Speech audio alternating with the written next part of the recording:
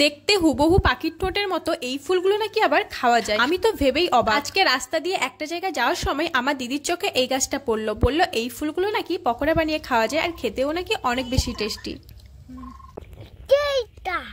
Hello everyone, আজকে এই বক ফুলের পকোড়া বানিয়ে খাবো আর এই পকোড়া খেতে কেমন তাই তোমাদের সঙ্গে শেয়ার করব। জীবনে প্রথমবারের জন্য আজকে এই বক ফুলের পকোড়া বানাতে যাচ্ছি আমি, তাও দিদির কথাতে। দিদি আগে আমার কোনোদিনও এই ফুল খাওয়া হয় আর যাদের বাড়ির কাছ থেকে এই ফুলগুলো চেয়ে নিচ্ছিলাম তাদের বাড়ির লোকও এই ফুলগুলো খায় না, খাওয়া হয় বলেও জানে না। ওনারা নাকি ঠাকুরের কাছে পুজো করে এই ফুল নিয়ে প্রতিদিন, রাধাকৃষ্ণ ঠাকুরের কাছে। আর এগুলো আমরা খাবো জেনে ওনারাও অবাক, বলছে এগুলো নাকি খাওয়াই হয়। গাছটা অনেক বড় ছিল, উঁচুতে আমার হাতই পাচ্ছিল না। যাই হোক কয়েকটা নিচের দিকে তুলে এনেছি আর এই যে আমার দিদি নিচে কয়েকটা ফুল পড়েছিল সেগুলো আমরা কুড়িয়ে এনেছি। যে কয়টা ফুল পেয়েছি এখন সেই ফুলগুলো দিয়ে পকোড়া বানাবো। দেখেছো ফুলগুলো একদম বক পাখির ঠোঁটের মতনই দেখতে, তাই তো এই ফুলের নাম বক ফুল। আচ্ছা তোমরা যদি এই ফুলকে চিনে থাকো তাহলে এই ফুল খাওয়া হয় কিনা আর এই ফুলের কি নাম কমেন্টে অবশ্যই জানিও।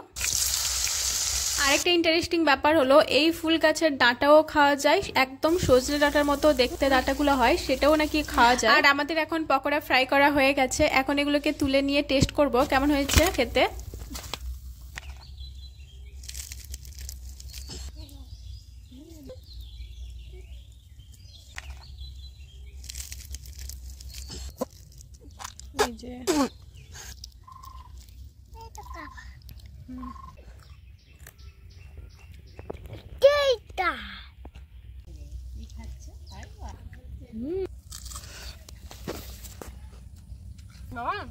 সেই স্বাদ রে।